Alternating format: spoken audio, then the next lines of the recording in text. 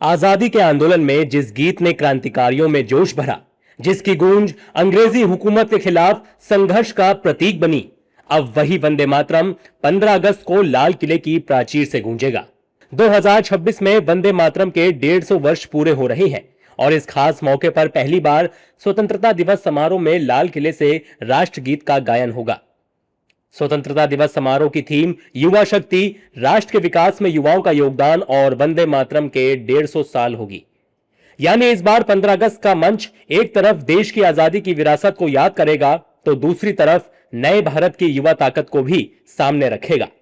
हाल ही में मोदी सरकार ने संसद से राष्ट्र सम्मान के अपमान की रोकथाम संशोधन विधेयक पारित किया, जो वंदे मातरम के अपमान को कानूनी सुरक्षा देगा और राष्ट्रगीत वंदे मातरम को राष्ट्रगान जन गण मन के समान कानूनी स्थिति में भी रखता है।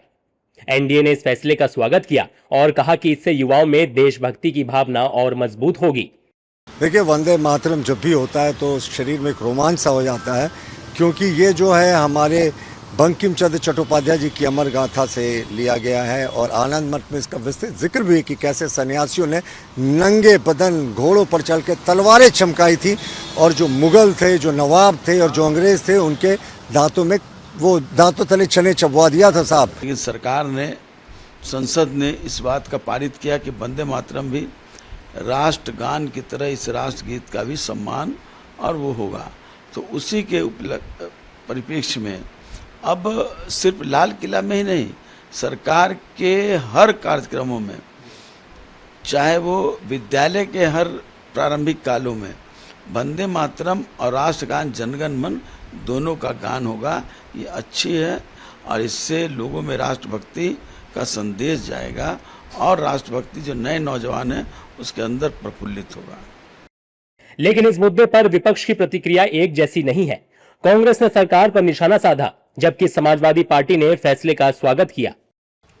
तो गाएं वंदे मातरम, हम तो आजादी के आंदोलन में वंदे मातरम गाते थे। हमारा पहले अधिवेशन से लेकर के आज तक कोई अधिवेशन ऐसा नहीं जिसमें वंदे मातरम नहीं गाया हो। ये ताजे ताजे देशभक्त बने हैं जो कि अब तक देशद्रोही थे। आजादी के समय जो लोग देशद्रोही थे आज अपनी देशभक्ति प्रूफ कर रहे हैं। इसीलिए लाल किले की प्राचीर पे खड़े होकर के अपने आप को देशभक्त कहलवाने की कोशिश कर रहे हैं। स्वागत है। वंदे मातरम एक पैगाम है, एक संदेश है पूरे देशवासियों के लिए, आपसदारी के लिए, भाईचारा के लिए, और ये अनेकता में एकता का जो सूत्र है उससे ये और मजबूत होगा। यानी वंदे मातरम पर संसद से लेकर सियासत तक चर्चाओं का बाजार गर्म है। वहीं 15 अगस्त से पहले सुरक्षा भी चुस्त है। लाल किला, दरियागंज, जामा मस्जिद और आसपास का पूरा इलाका सुरक्षा के अभेद किले में तब्दील हो चुका है।